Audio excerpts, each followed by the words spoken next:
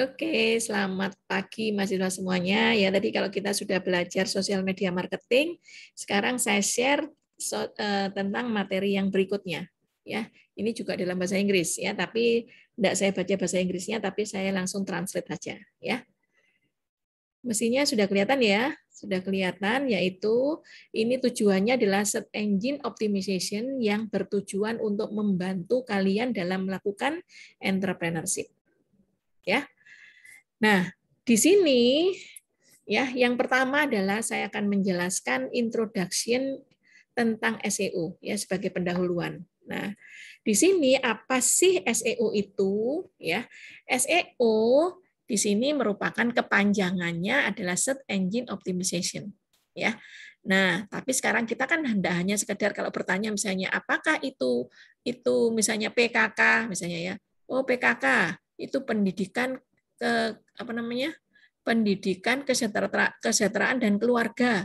Tapi ternyata ada PKK yang tidak hanya kepanjangannya itu gitu ya, bisa macam-macam kayak gitu. Nah, jadi kalau kalian mau menjelaskan sesuatu gitu ya, jangan hanya sekedar menjelaskan itu kepanjangannya apa, tapi definisinya apa dan kalian kenapa belajar itu kayak gitu ya. Maka di sini akan diteruskan di kalimat berikutnya. SEO atau Search Engine Optimization ya adalah sebuah proses untuk memperbaiki, improve ya. Tapi di sini memperbaikinya adalah memperbaiki untuk ke arah yang lebih baik ya, jadi improve. Nah, jadi ada peningkatan ya. Yang memperbaiki volume atau kualitas traffic ya pada sebuah website dari search engine melalui search resultnya ya. Jadi di sini ketika kalian melakukan SEO sebenarnya ada apa? Untuk melihat traffic kalian bagaimana. Apakah traffic kalian itu search engine melalui hasil pencarian tadi itu sudah benar. Contohnya misalnya kalian kayak saya kemarin mencari apa? Mencari judul paper misalnya ya, judul paper saya rencananya mau membuat judul ini gitu ya, saya lempar di Google. Nah, ternyata semakin banyak yang yang mirip-mirip ya, yang mirip-mirip dengan apa yang saya inginkan tadi, keyword tadi itu ya, maka akhirnya muncullah semua dokumen-dokumen yang muncul gitu ya, sehingga bisa membimbing saya untuk melihat oh ternyata hasilnya pencarian ini saya dapatkan ini. Nah, siapa tahu ada tepat sesuai dengan yang kalian cari tadi, ya. Contohnya lagi misalnya kalau sekalian menggunakan aplikasi Gojek misalnya, ya. Di situ kan kalian mau mencari resto yang terdekat atau resto yang murah atau resto yang lagi diskon atau resto yang bentuk apapun gitu ya. Nah, begitu kalian search misalnya jenis masakannya apa yang kalian inginkan, kalian pengen makan apa, maka si Gojek tadi akan merekomendasikan semua yang yang muncul di dalam frekuensi itemnya yang Anda minta sesuai dengan keywordnya tadi itu muncul semua. Jadi nanti kalau kalian belajar TF, IDF itu ya, itu tujuannya adalah untuk bagaimana kita mengoptimasikan SEO ini tadi. Ya, jadi muncul semua rekomendasi akhirnya kalian oh ya ketemu ini oh cocok ini dipilih. Ya. Gitu. Jadi SEO di sini adalah membantu improve ranking ya untuk keyword yang relevan dalam hasil pencarian ya. Jadi pencariannya supaya relevan. Kalau zaman dulu Google-nya belum pinter ya, mencari sesuatu kadang-kadang dokumen yang muncul itu diakali orang gitu ya. Nggak nyambung kalimatnya tapi ada dijejeli atau dibuat spam-spam gitu ya, dibuat spam-spam supaya muncul di halaman 10 halaman pertama di Google gitu ya. Kalau sekarang Google sudah memanfaatkan SEO ini. Jadi benar-benar kalau kalian mencari pencarian, hasilnya benar-benar sesuai dengan pencarian daripada keyword tersebut. Ya, seperti itu. Oke, jadi kalau nanti tujuannya kenapa? Kalau nanti kalian punya sebagai seorang wirausaha atau menjadi entrepreneur ya, begitu kalian bermain di dalam web ya, dengan menggunakan website tadi itu, terus kemudian perusahaan kalian dicari atau dengan orang lain tuh mencari dengan keyword dan kemudian kalian terbidik atau terjangkau ya website kalian, maka berarti kalian benar-benar apa? Benar-benar itu sudah dibutuhkan orang. Ya, seperti itu. Oke. Jadi caranya dari sana dilihat dari pengunjungnya ya. Gitu. Semakin banyak pengunjung itu sebenarnya nanti menjadi prospek customer, ya. Seperti itu. Jadi mengapa search engine itu begitu penting? Ya, search engine itu kenapa? Karena merupakan sumber terbesar dari traffic website Anda. Ya, jadi perjalanan traffic kalian lihat di Google. Nah, kayak Google itu apa? Google itu kan mula-mula dia tidak punya konten kan ya. Dia mula-mula hanya sekedar mesin pencarian. Tapi sekarang orang mencari sesuatu, segala sesuatunya lewat Google. Akhirnya Google apa ya? Masang-masang iklan, masang-masang itu, dapat duit akhirnya. Ujung-ujungnya duit ya semuanya itu. Meskipun duit itu bukan segala-galanya, tapi segala-galanya itu pakai duit ya, seperti itu. Oke. Nah, terus juga apa? Mengapa penting? Karena juga bisa berarti sama dengan kalau traffic kalian itu tinggi, maka itu artinya sebenarnya visitornya itu banyak, ya. Nah, seperti itu. Jadi jangan lupa pengunjung banyak itu akhirnya bisa melihat produk kalian, itu bisa berada di benaknya si customer. Suatu saat nanti customer itu akan datang sendiri. Gitu akhirnya menjadi pembeli. Jadi itu tadi more visitor. Jadi semakin banyak visitor ya, artinya sama saja semakin banyak customer. Sehingga apa ujung-ujungnya? Profit. Profit itu apa? Ujung-ujungnya ya dapat keuntungan. Untungannya itu berupa duit. Nah, seperti itu anakku ya. Jadi sekarang bagaimana kita mau melakukan search engine itu supaya bekerja dengan benar-benar gitu ya. Nah, otomatis di sini sebenarnya apa? Si ini sudah bisa menciptakan apa? Si Google itu ya salah satunya juga sudah menciptakan intelijen program robot yang disebut dengan crawler atau spider ya. Tujuannya untuk apa? Supaya dia bisa mendapatkan ya ribuan-ribuan website yang berserakan di dunia maya ini gitu ya, yang ada di setiap hari, setiap jam, setiap detik itu selalu menambah konten-kontennya itu bisa supaya masuk ke dalam ranah search engine-nya dia ya. Jadi itu kemudian dicari, didapatkan, terus sehingga ditampilkan pada sesuai dengan keyword yang relevan tadi ya. Terus kemudian dia juga jadi cara bekerjanya si search engine ini ya. Terus kemudian juga dia memberi indeks ya, memberi indeks ya pada database-database yang sudah mengandung referensi-referensi atau link-link aktual yang ada di website kalian. Jadi makanya di situ kalau misalnya ada ini kan muncul link URL yang lain gitu ya, kalian bisa diberikan. Nah, jadi sekarang search engine itu seperti apa? Yaitu seperti database yang bisa terdisplay. Ya, hasilnya itu terdisplay.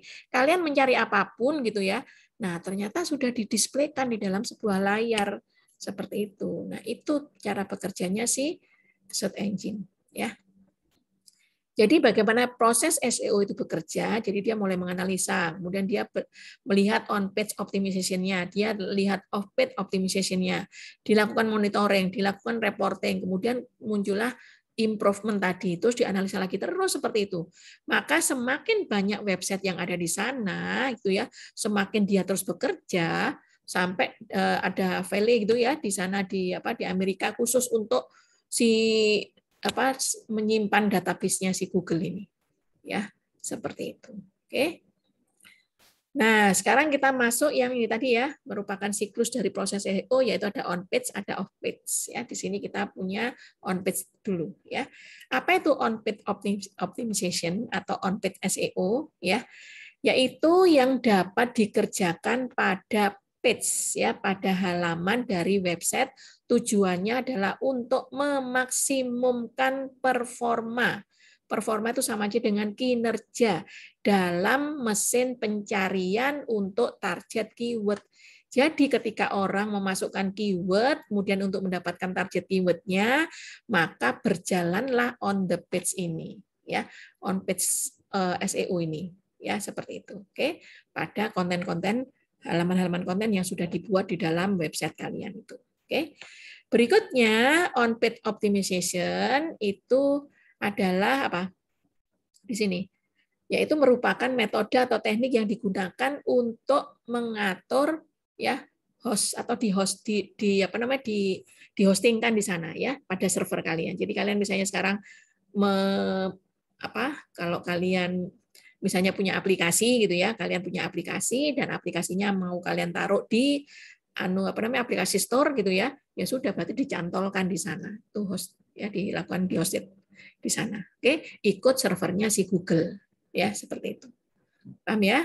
Nah, terus kemudian on-page optimization itu mempunyai pengaruh pada listing website Anda dalam hasil yang natural ya. Jadi artinya bahwa ini putus-putus ini. Bentar ya, putus-putus. Di tempat saya juga putus-putus. Oke, jadi sekarang kalian secara natural, secara alamiah hasilnya akan ditampakkan gitu ya. Ini gunanya on-page SEO. Terus kemudian pada on-page factor itu akan bisa dikontrol dengan menggunakan coding pada halaman website Anda. Jadi ini adalah arti, pengertian dan kegunaan daripada on-page SEO ya. Nah, itu nanti kalian juga ini ikut ujian semua ya nanti ya. Kalian saya balik-balik kalimatnya di sini nanti. Ya. Sudah nilainya sudah saya berikan ke mana? Ke BAA ya. Nggak tahu BAA mau menayangkan kapan, tapi di sini nilainya ya hampir semuanya bagus gitu ya. Tapi hampir sebagian juga jelek ada. Jadi kalau kalian yang jelek itu berarti kalian kemarin yang pertama terburu-buru mungkin, terus yang kedua adalah kalian mirip-mirip itu tadi. Kalian tidak jeli gitu ya. Tidak jeli untuk memilih mana yang ini ya. Nilai tertingginya 84. Ya 84. Oke, tapi nanti ini adalah merupakan nilai ujian. Nah, yang terpenting nanti adalah kalian membuat video sama membuat bisnis plan itu tadi ya. Bisnis plan itu sebagai bentuk bahwa saya melihat bahwa kalian itu punya ide ya, punya ide untuk menjalankan sebuah bisnis atau bahkan sudah dikerjakan. Ide bisnis kalian itu sangat menjadi penilaian lebih baik ya, seperti itu. Oke, kalau yang UTS sama UAS kan sebenarnya di dalam meskipun nilainya dari UTS UAS itu juga cukup besar persentasenya ya, tapi sebenarnya materi dari teknopreneur atau entrepreneur ini tujuannya adalah bukan untuk kalian menghafal, kalian karena bisa membuka kan, bisa buka catatan, bisa buka materi-materi yang sudah saya berikan, tapi yang terutama adalah kalian benar-benar bisa berpikir bahwa apa? Oh ya, kalau gitu saya akan menjadi wirausaha aja.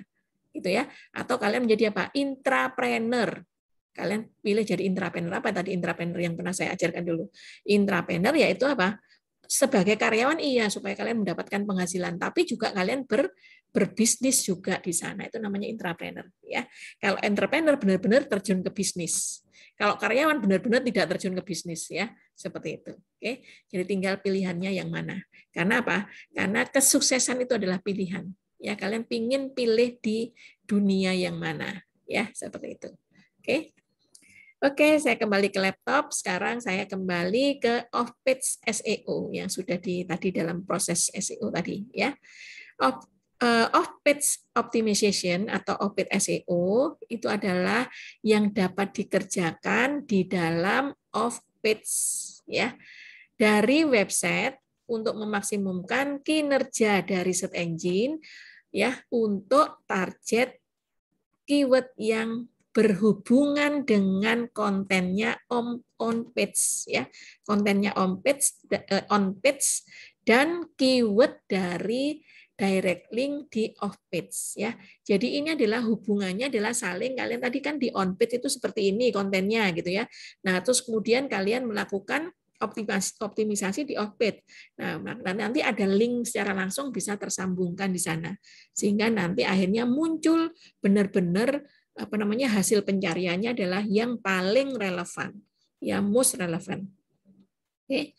Berikutnya adalah off-page optimization, itu yang paling penting, yang merupakan bagian yang paling penting dari search engine.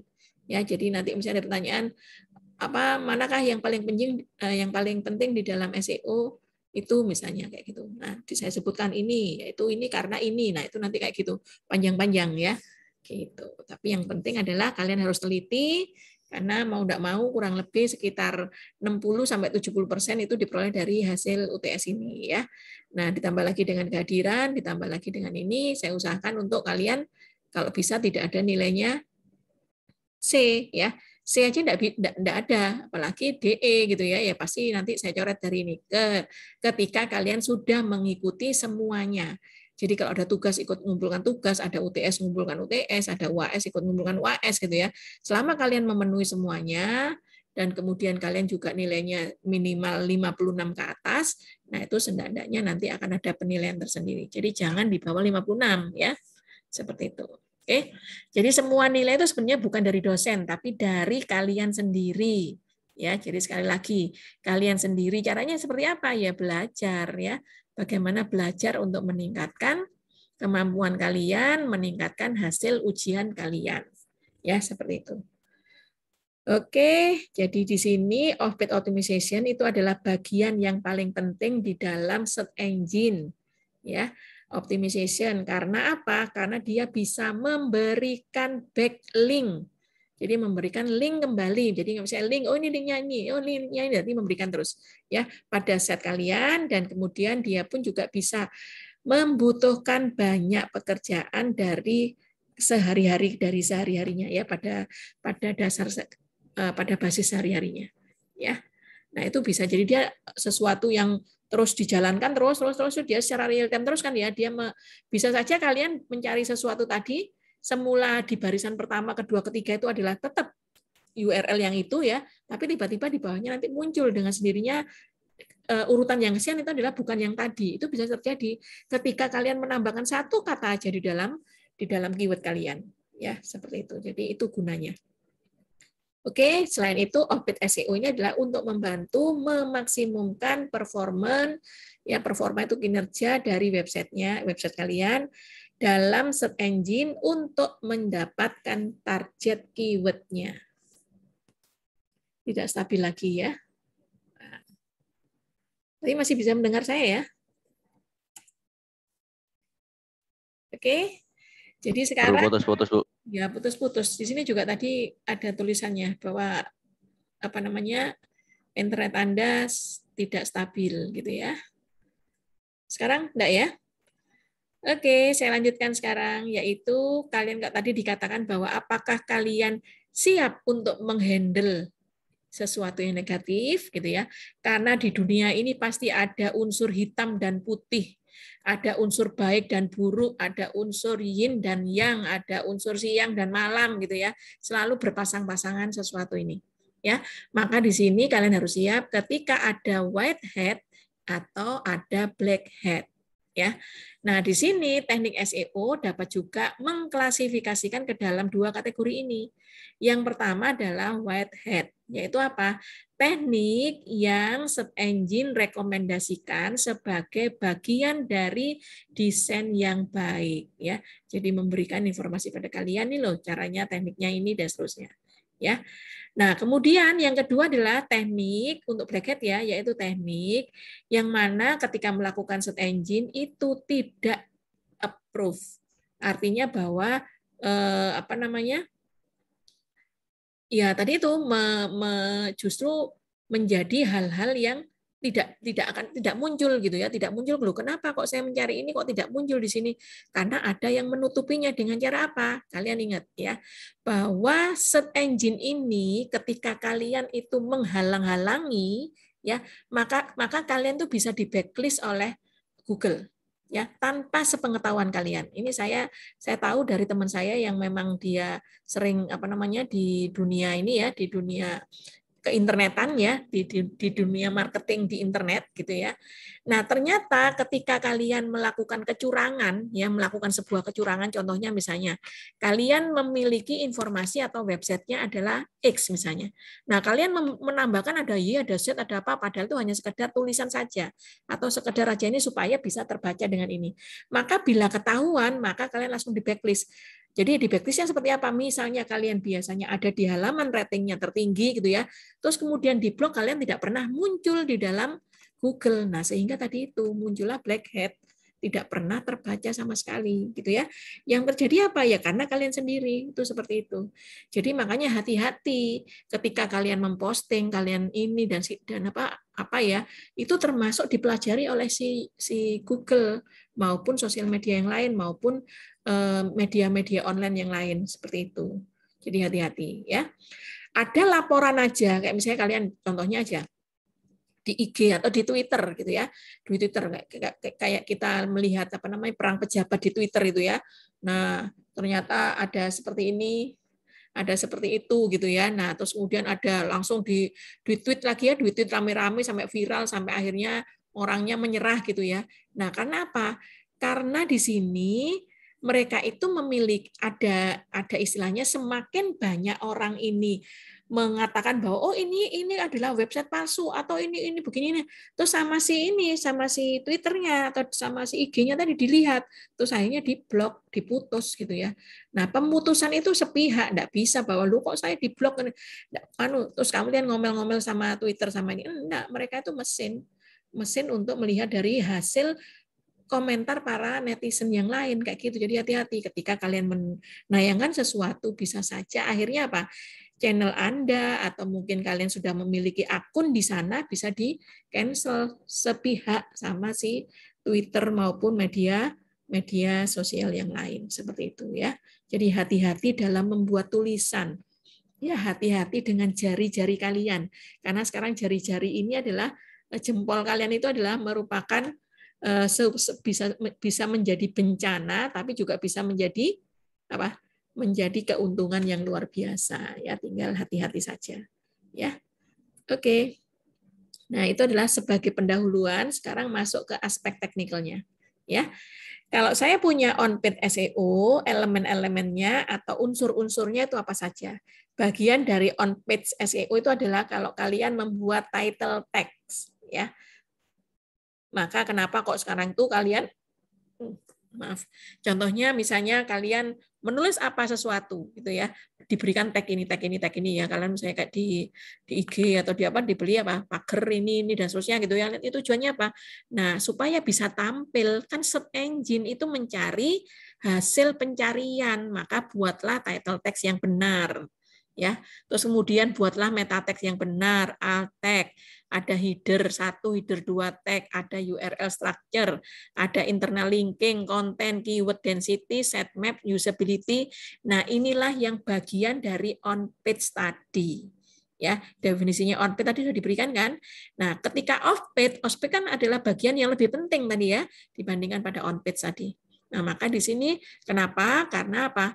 Unsur-unsur atau bagian-bagian daripada off-page SEO yaitu tentang apa? Search engine submission, social bookmarking submission, article submission, press release submission, blog creation and posting, forum and comment posting ini diambil dari ini semua elemen-elemen ini, maka elemen-elemen ini kan yang lebih banyak ada dokumennya ya, maka ini yang lebih sering muncul hasil risetnya ya, hasil pencariannya ya, seperti itu.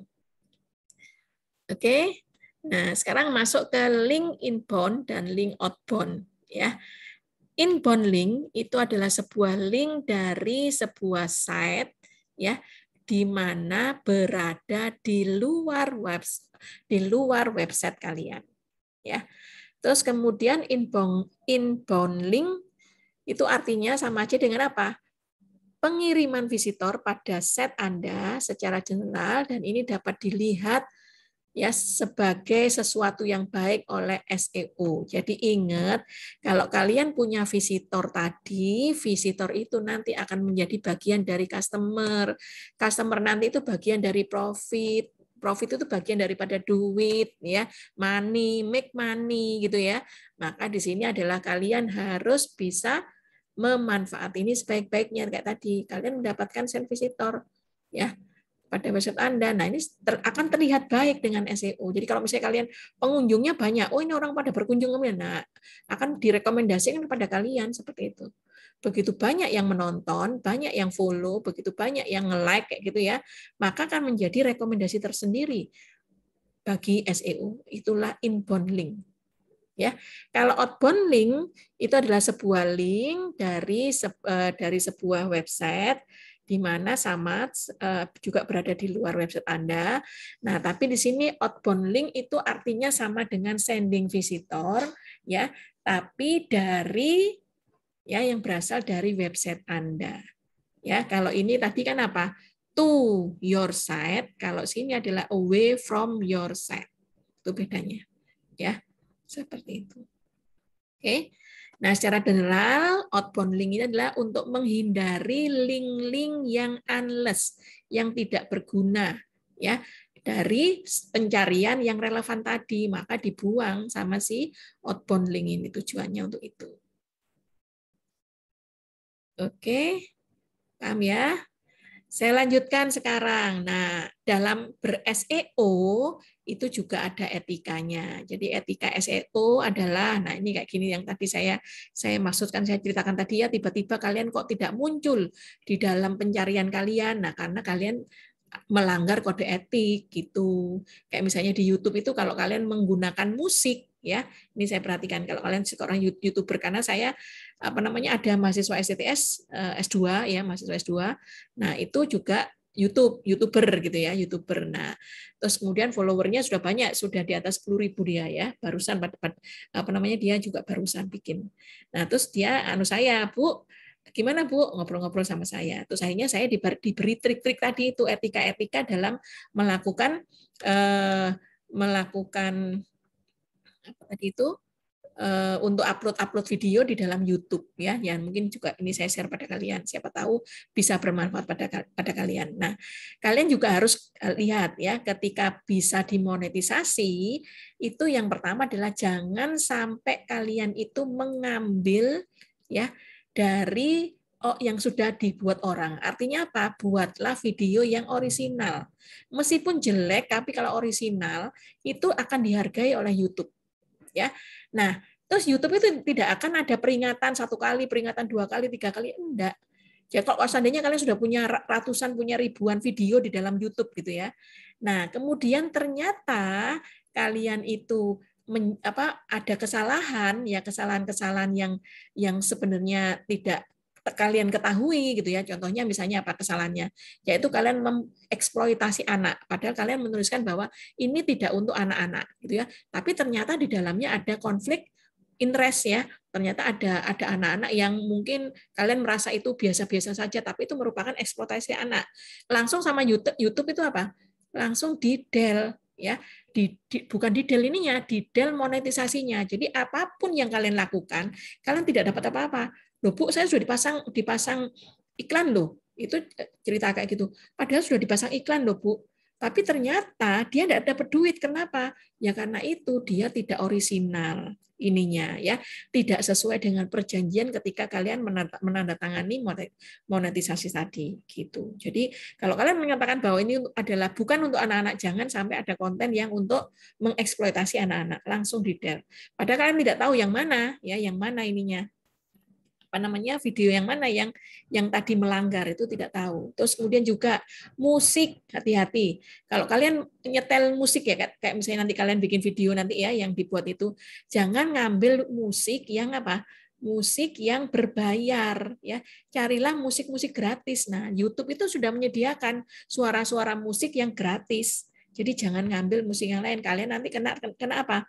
Ya kena hak cipta seperti itu ya. Jadi hati-hati. Terus itu tadi tidak dibilangin Bu katanya gitu. Tiba-tiba langsung aja kita di di blok ya, video-video kita tidak tahu yang mana yang di blok, tidak diberitahu. Nah, terus kemudian kalau seandainya kalian sudah terima uang katanya, kata si mahasiswa tadi, kalau Ibu sudah terima uang gitu ya Bu ya, sudah terima uang. Nah, terus kemudian tiba-tiba Ibu tidak terima uang, padahal kalau Ibu lihat itu banyak sekali iklan-iklan yang tayang di sana.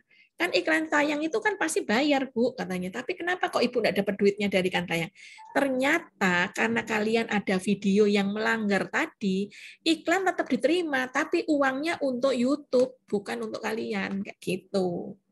Ya, akhirnya apa iklannya dia tetap dapat kan melalui akun Anda. Ya ingat ini ya, melalui akun Anda orang lain yang dapat duitnya karena kalian melanggar etika ini gitu ya. Nah itu kalau di YouTube. Nah banyak sekali dia kemarin memberikan informasi-informasi kepada saya ya Bu. Nanti Ibu kalau seandainya upload video, hati-hati ya Bu, kayak gitu misalnya. Soalnya Ibu ini sudah mulai terus naik ininya gitu. Saya dinasihatin, oh iya Pak gitu. Saya manggilnya Bapak, soalnya mahasiswa saya Bapak-bapak gitu ya. Mahasiswa S2 banyak yang Bapak-bapak. Banyak yang Bapak-bapak gitu ya. Oke, jadi itu sekedar anu kalian ya, bahwa di mana-mana di dalam sosial media itu tetap ada kode etik. Ya, seperti itu. Oke. Nah, sekarang kalau kode etiknya SEO ya, SEO teknik ya, itu diasumsikan atau dianggap sebagai white hat. Ya, jadi kalau kita tujuannya adalah selalu hal yang putih tadi ya, tentang kampanye, katakan head ini adalah ujaran gitu, ujaran putih gitu ya. Nah, jika kalian di dalam apa namanya melakukan search engine itu ada sudah mengikuti guideline-nya ya. Nah, terus kemudian di sini kalau sifat-sifatnya adalah tulisan-tulisan kalian itu adalah bersifat positif ya, maka kalian masuk ke dalam kode etik yang positif juga ya. Tapi kalau kemudian kalian melakukan black hat SEO ya, yaitu berusaha untuk meningkatkan ranking tapi dengan cara yang salah, maka kalian nanti akan bahkan diblok. Nah, silakan baca di sini ya. Nah, itu. Jadi itu tujuannya bahwa kalian boleh melakukan apa saja, boleh. Kalian menulis apa saja boleh, tapi nanti ada sanksi di masyarakat. Kalau di sini di dalam SEO ya kalian punya sanksi tidak akan atau diblok ya, tidak akan diterima di situ kayak gitu. Oke. Jadi semua ada etiknya, ada kode etiknya. Oke. Yang ketiga adalah ke practical implementation. Bagaimana kita mempraktekkan hasil implementasi dari yang sudah kita punyai ya. Yaitu yang pertama adalah apakah penting ya sukses secara online-nya ini seberapa penting ya, seberapa penting kesuksesan pada dunia online ini ya.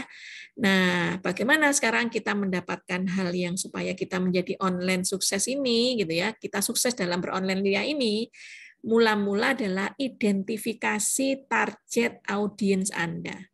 Ya, jadi kalian lihat di situ kan bisa dilihat ya siapa-siapa yang menjadi target Anda. Kayak saya, oh kok audiens saya itu ternyata banyak mahasiswa-mahasiswa ya. Usianya karena usia di rentan antara 20 sampai 25 tahun itu kan berarti mahasiswa-mahasiswa. Nah, berarti saya tetap harus berada pada jalur supaya memberi informasi perkuliahan. Nah, bagi mereka perkuliahan ini bisa membantu mereka ketika di perkuliahan yang lain gitu ya. Mungkin saja dia di tempat lain dengan mata kuliah yang sama, mungkin dosennya berbeda kayak gitu ya, cara mengajarkannya, cara menyampaikannya juga bisa seperti itu ya. Atau dia bukan mahasiswa gitu tapi begitu melihat terus ternyata juga di sana kan ada tampil wajah-wajah serasa dia oke. Waduh putus ya. Oke, kita lanjutkan lagi ya. Sudah dengar saya ya?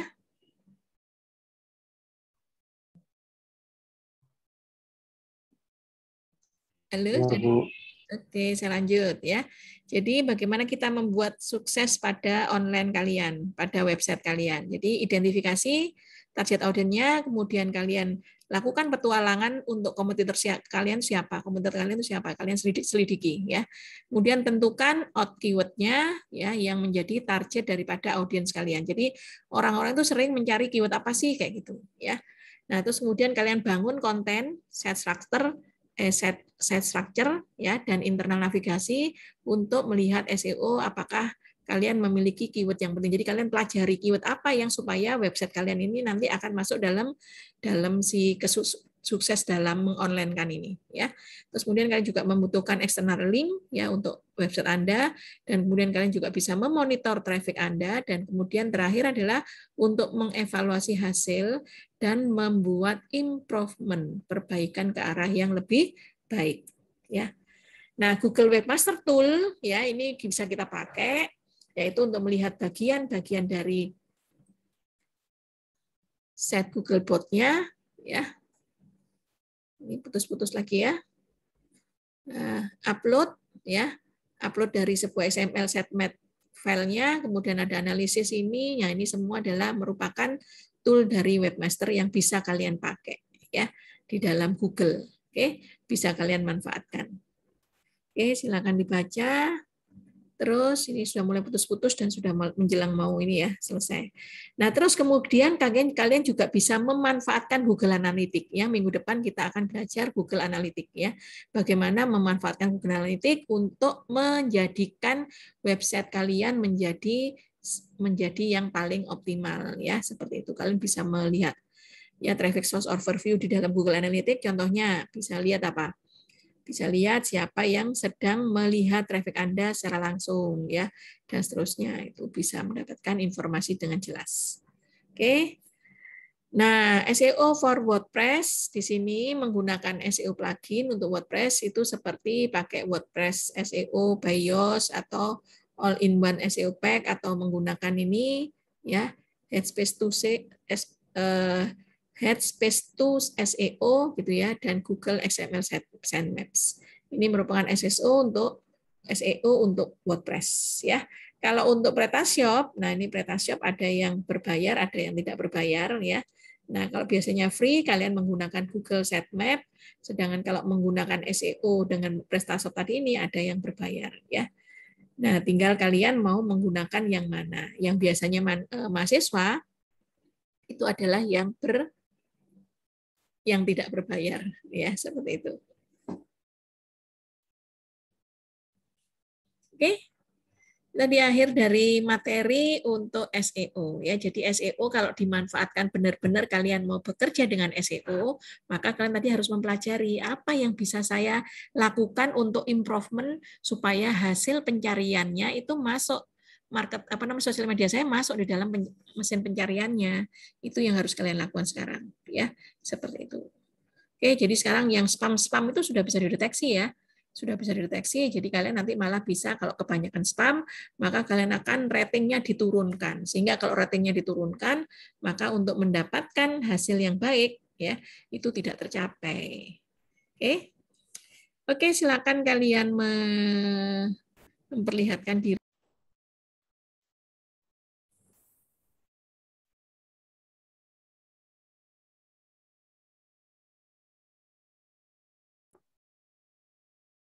Oke, kalian tampilkan ini sudah mulai putus terus ini.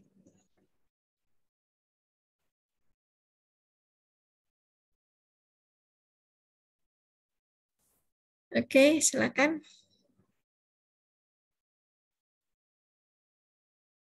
Samuel Victor, mana Samuel Victor?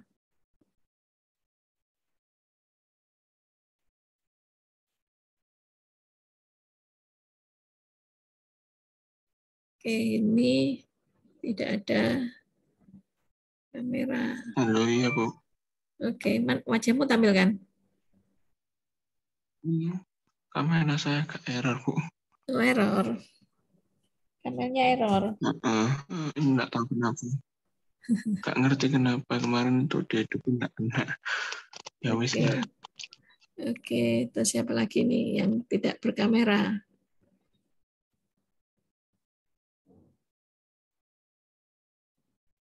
Oke, saya dulu ya, halaman pertama dulu.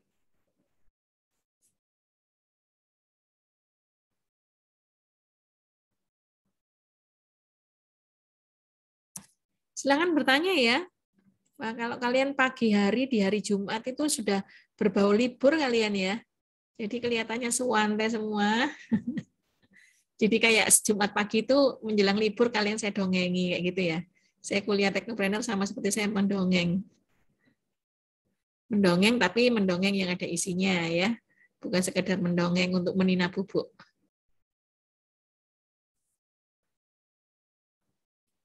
Bentar, Ivan Budiarjo belum tampil.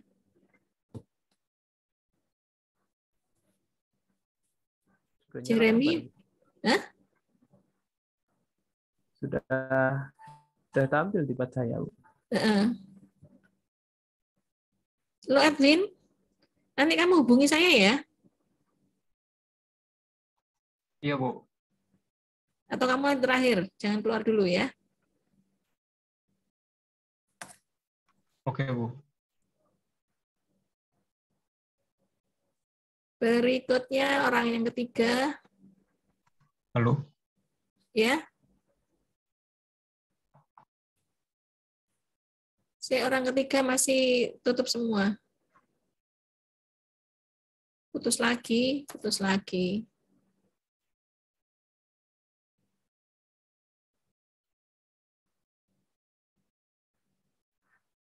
Naomi.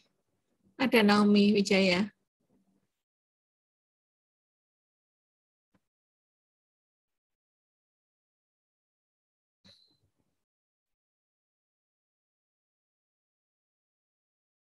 Oke, kalau gitu ini sudah putus-putus terus ya. Kalian boleh meninggalkan ruangan. Terima kasih.